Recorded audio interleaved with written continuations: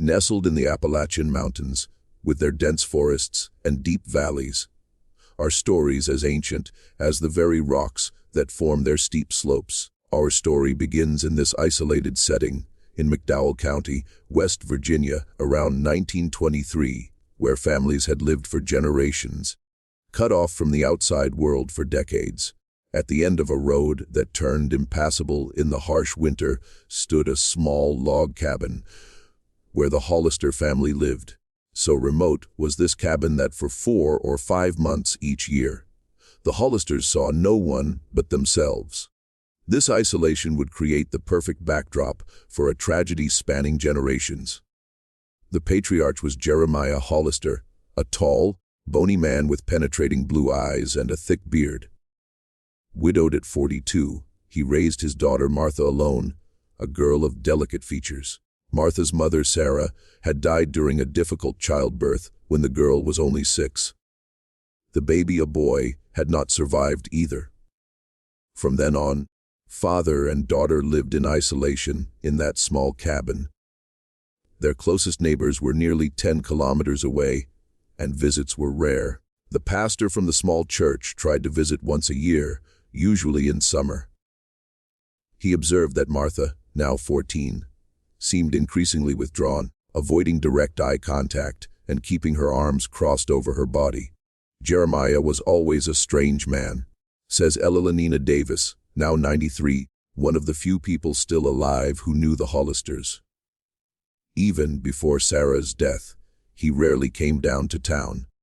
It was Sarah who came for supplies, always in a hurry, always looking over her shoulder as if afraid someone might follow her. Residents commented on the strange dynamic between father and daughter, on the rare occasions they appeared together at the village store.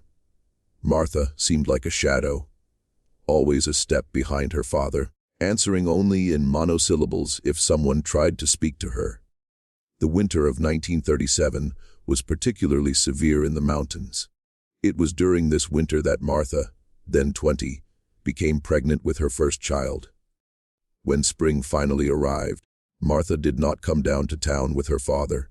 Rumors began when Jeremiah was seen buying baby clothes. "My daughter is expecting," was all he said, his face as impassive as the mountain rocks. Suspicions grew among the locals. Martha had not been seen with any man, and no suitor had climbed the mountain to court her. The community began to whisper increasingly dark theories. It was Dr. William Foster, the region's only doctor, who was finally called to the Hollister cabin on a rainy night in June 1938. Martha was in labor, and complications had forced Jeremiah to seek help. What Dr. Foster found in that cabin would haunt him for life. Martha, pale and fragile, gave birth to a girl whose facial features immediately alerted the experienced doctor to the possibility of consanguinity. The infant displayed several characteristics typical of children born from close familial relationships: heart defects, extra fingers, and a visibly underdeveloped jaw. She survived only 3 days. Martha never named the child's father, but the doctor's suspicions were recorded in his diary, along with the disturbing observation that Jeremiah seemed more devastated than a grandfather might be expected to be. "He held her as if she were his own daughter," wrote the doctor. "He cried in a way that made me look away, as if witnessing something too intimate, too sacred in its perversity." In those isolated mountains, where the law rarely reached, it wasn't uncommon for families to intermarry. Cousins married cousins, uncles married nieces, all in an effort to keep land within the family. But even in this context, certain boundaries were respected. The relationship between father and daughter was a taboo few communities tolerated. Check if you're already subscribed to this channel. Don't miss any shocking stories like this one that reveal the dark truths hidden in American families. Subscribe now to dive into humanity's darkest secrets. The Citra. After the death of Martha's first daughter, a silence fell over the Hollister cabin. For almost a year, no one in town saw Martha, Jeremiah came down alone for supplies, avoiding conversation. In April 1939, Martha was pregnant for the second time. The child, a boy named Elijah, was born at home with the help of a local midwife, Ida Mae Jenkins, who was called only at the last moment. That house had a strange smell. Ida Mae reported years later. Something reminded me of a wounded animal, an odor of despair and resignation. And when I saw the baby, I understood why. The boy was born with several visible deformities. His fingers were fused, forming a kind of claw, and his eyes were different colors. One blue like Jeremiah's, the other brown like Martha's. More concerning was his abnormally large head, a sign of hydrocephalus. That boy won't survive the winter, Ida Mae told Jeremiah, who received the news with a nod. Surprisingly, Elijah survived not just that winter, but the next 5 years. He never learned to speak more than a few disconnected words, and his movements were limited. Martha carried him everywhere, even when he grew too big. During these years, Martha became pregnant twice more. The third child, a girl named Ruth, was born with less visible deformities, but her mental development was clearly compromised. The fourth child, another boy, was stillborn in 1944 and was buried in the small family cemetery behind the cabin. That family always had problems with stillborn babies or ones who died early, explains Harlan Thompson, a local historian. Records show the Hollisters came to the mountains in the 1820s, and since then have married almost exclusively among cousins. This pattern created a concentration of problematic genes that manifested in increasingly severe ways. In 1945, tragedy struck again when Elijah, then 6, succumbed to pneumonia during a harsh winter. Martha was seen at the funeral holding 4-year-old Ruth's hand. Neighbors noticed Martha appeared to be pregnant again. Martha's fifth child was born in June 1946, a girl named Sarah after Martha's deceased mother. Unlike her older siblings, Sarah appeared relatively healthy. Her eyes were a deep blue, almost identical to Jeremiah's, and her early development seemed normal. Sarah's apparent normality changed Jeremiah's behavior. He began taking her to town, showing her off with a pride residents found disturbing. He treated her as if she were his own daughter, not his granddaughter, recalls Clementine Parker, who worked at the grocery store. He kept showing how smart she was, how quickly she learned. The resemblance between them was undeniable. Same eyes, same face shape. As Sarah grew, it became evident she had escaped the worst genetic consequences affecting her siblings. At 5, she sporadically attended the local school in warmer months. Her teacher, Miss Abigail Wilson, noticed that despite some learning difficulties, Sarah was considerably more advanced than her sister Ruth. It was through Sarah that the outside world began to glimpse the true nature of life in the Hollister cabin. On a rainy autumn day in 1952, Sarah arrived at school with a visible bruise on her face. When questioned by Miss Wilson, the girl finally spoke. Daddy got angry because Mommy didn't want to sleep in his bed anymore, she said with a child's disconcerting innocence. He says Mommy is his, that she always has been since Grandma died. Miss Wilson reported the incident to the local sheriff, John Buchanan, but with no concrete evidence beyond a child's account, he was reluctant to intervene. Those mountain families have their own customs, said the sheriff. It's not our role to interfere unless there's a clear and immediate danger. The winter of 1952 to 1953 further isolated the Hollister cabin. When spring arrived, Martha was seen in town with Ruth and Sarah, but she appeared worn and older than her 36 years. Most alarming was Jeremiah's absence. It was only in July 1953, when a hunter got lost and passed near the Hollister property, that the truth emerged. The hunter, Joseph Miller, reported seeing a recent grave in the small cemetery. A rudimentary headstone bore Jeremiah Hollister's name and the date of his death, January 12, 1953. I thought it strange no one in town knew he had died. Miller told the sheriff. But the strangest thing was what I saw through the cabin window. Martha was sitting at the table with the two girls, and she seemed happy. It was as if a weight had been lifted. The summer of 1953 brought changes. With Jeremiah's death, Martha seemed to find a new freedom. She began frequenting the town more, established a small garden, and let Sarah attend school regularly. Ruth, though still limited, showed improved behavior. It was during this period that Martha met Jacob Wheeler, a middle-aged widower who had recently moved to the region.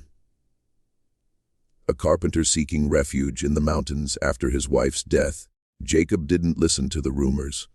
"Everyone has a past," he would say. "What matters is the present and how we choose to live from here on." A friendship between Martha and Jacob grew slowly, built on casual encounters at the store and brief talks after church. For a woman who had lived her entire life under oppressive control, Jacob's simple kindness was like water in the desert. In October 1953, Jacob asked permission to formally court Martha. The community reacted with shock and morbid curiosity. How could a decent man like Jacob be interested in a woman with Martha's past? But secrets in small communities rarely stay buried. One Sunday after church, Clementine Parker approached Jacob. "You know who those girls' father is, don't you?" she asked, her voice low and insinuating. Jacob, uncomfortable, replied he assumed it was Martha's deceased husband. Clementine let out a dry laugh. "Martha was never married, Jacob. Those girls, their father is the same man who was Martha's father. Jeremiah Hollister kept his own daughter. You understand what I'm saying? You're getting involved with a cursed family." The revelation hit Jacob like a physical blow. He drove aimlessly for hours. When he finally returned at night, he drove to the Hollister cabin. Martha was on the porch as if waiting. "You found out, didn't you?" she asked, her voice calm and resigned. Jacob nodded, wordless. "I understand if you never want to see me again," Martha continued. "But before you go, I'd like you to hear my story." And so, under the Appalachian stars, Martha Hollister told her story. How her father began abusing her shortly after her mother's death. How at 14 she tried to run away, only to be found, dragged back, and chained to the foot of the bed for weeks as punishment. How over the years she had become pregnant several times, bearing children who carried the genetic weight of that forbidden union. "I loved them, you know," she said, tears streaming. Despite how they were conceived, despite the deformities, despite everything, they were my children. I just wanted to protect them, give them some chance. Jacob listened, his heart divided between horror and growing compassion for the woman before him. "And Jeremiah?" he finally asked. "How did he die?" Martha looked at the stars a long moment. "The winter was harsh," she finally said. "He got sick, pneumonia, probably. He refused to go down the mountain to see the doctor. One day, he simply didn't wake up." There was an almost imperceptible hesitation that made Jacob wonder if he was hearing the whole truth. But who was he to judge? "The day he died," Martha continued, "I felt I could breathe for the first time in decades. It's terrible to say about your own father, I know, but it was as if a shadow had been lifted from me and the girls too." Jacob took Martha's hands, a simple gesture that made her eyes fill with tears. "No one should go through what you went through," he said. "No one." Then Sarah appeared at the door, her blue eyes, Jeremiah's eyes, wide in the darkness. "Mommy," she called, her voice small. Martha turned. "It's all right, dear. Mr. Wheeler and I are just talking. Go back to bed." Sarah hesitated, looking cautiously at Jacob before obeying. "She looks like him," Martha said softly. Sometimes when I look at her, I see him looking back, and my heart freezes. But then she smiles or says something kind, and I remember she is not him. She is herself, despite everything. You're sick? Have you ever wondered how many Marthas are hidden out there, suffering in silence, trapped in cycles of abuse that pass from generation to generation? Leave in the comments, break the silence, to show you are attentive to these stories that need to be told. Sirs. The following months brought an almost normal routine. Jacob visited regularly, helping with repairs and bringing small gifts. Martha transformed. The woman who once flinched at noise now occasionally smiled. Their relationship became the main topic of local gossip. It's not natural, commented Abigail Simmons, a local matriarch. A decent man like Jacob getting involved with, well, we all know what she is. She didn't do anything, replied Elenina Davis. She was a victim, not a perpetrator. And those girls are innocent. Meanwhile, Martha struggled with internal demons. Nightmares frequently woke her, sweaty and trembling, the ghost of Jeremiah still real in her mind. Sometimes I think I see him, she confessed to Jacob. In the corner or at the edge of the forest. I know it's not real, but it seems so. Jacob gently suggested she talk to someone. After initial resistance, Martha agreed. Dr. Richard Montgomery, a psychiatrist visiting monthly, became an unexpected ally. A progressive man, he understood Martha's behavior was a natural response to years of abuse. With his support, Martha slowly began to process her trauma, a painful path with relapses, but also small advances and hope. Meanwhile, Sarah, now 7, flourished in school. Her intelligence and fierce determination compensated for occasional difficulties.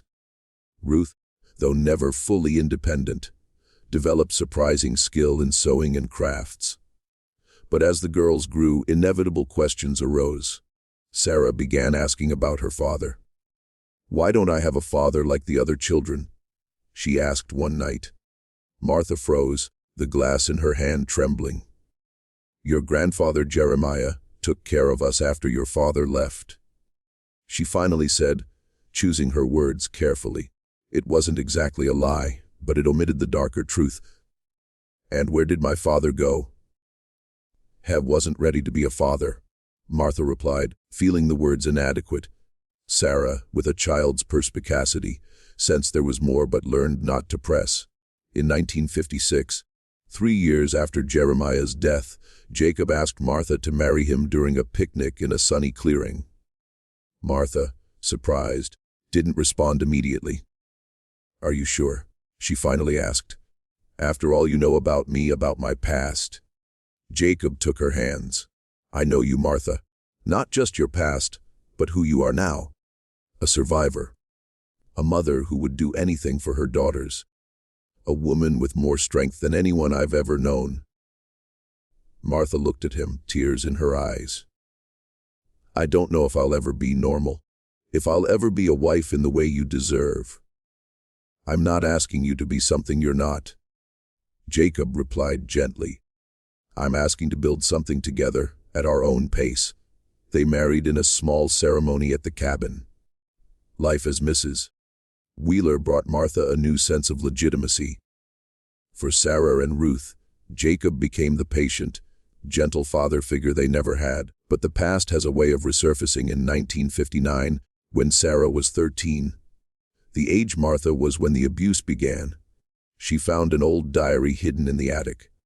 It was her mother's, begun after her grandmother's death. The yellowed pages contained the raw truth, the nature of her birth, that her grandfather was also her father, the deaths of her siblings, her mother's silent suffering. When Martha found Sarah on the bed, the diary open and tears on her face, she knew. A chill spread through her, followed by a wave of nausea. "Is it true?" Sarah asked, her voice broken. "Grandpa Jeremiah was my father." Martha closed her eyes. When she opened them, her daughter was still waiting. "Yes," Martha finally said, the word a painful sigh. "Yes, it's true." The revelation shook the family. Sarah became withdrawn and silent, missing school for weeks. "I'm a freak," she told Martha. "Half my genes come from the same place. Is that why Ruth is the way she is? Why my siblings died? What's wrong with me that we haven't discovered yet?" Martha, devastated but determined not to lie, explained everything, the genetic risks, why some children are more affected, that Sarah seemed to have escaped the worst. "But that doesn't mean I'm okay," Sarah argued. "What if I have children? Will they inherit this contamination?" Jacob suggested they consult a genetics specialist. Dr. Benjamin Rosen, known for pioneering work in Philadelphia, agreed to see them. After examinations, he told Sarah, "You are not a freak, my dear. You are a young woman born in difficult circumstances, but that doesn't define who you are." He explained how recessive genes work and assured her that marrying someone unrelated to the Hollister lineage meant her children would likely be healthy. The consultation marked a turning point. Sarah began to separate the truth of her origins from her personal identity. She was Sarah Wheeler C., having adopted Jacob's surname, a young woman with her own dreams. Life found a new balance. Ruth's quilts and tapestries began gaining recognition beyond the community. In 1962, Sarah, at 16, met Michael Prescott, the son of a professor studying Appalachian culture. When Sarah told him her history, fearing rejection, he surprised her. "My father is Jewish," he said. "My grandparents escaped the pogroms in Russia. I know what it's like to carry the weight of family history, Sarah, to be judged not for who you are, but for what people think you represent." Their romance flourished. When Sarah won a scholarship to study nursing at West Virginia University, Michael supported her. Martha watched with pride and amazement as her daughter charted a path she herself never could. In 1965, Sarah married Michael in a small university chapel ceremony. Martha, in light blue, never looked more radiant. That same year, Dr. Montgomery suggested Martha share her story anonymously to help professionals understand and aid victims. After careful discussion, Martha agreed.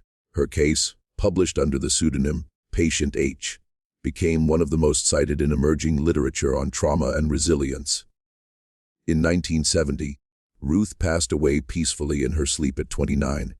Heart complications, likely related to her genetics, led to silent heart failure. She was surrounded by her creations, quilts and tapestries that told stories in fabric. Sarah, now a respected nurse and mother of 2 healthy children, Elizabeth and James, returned for the funeral. It was the first time the grandchildren visited the mountain cabin.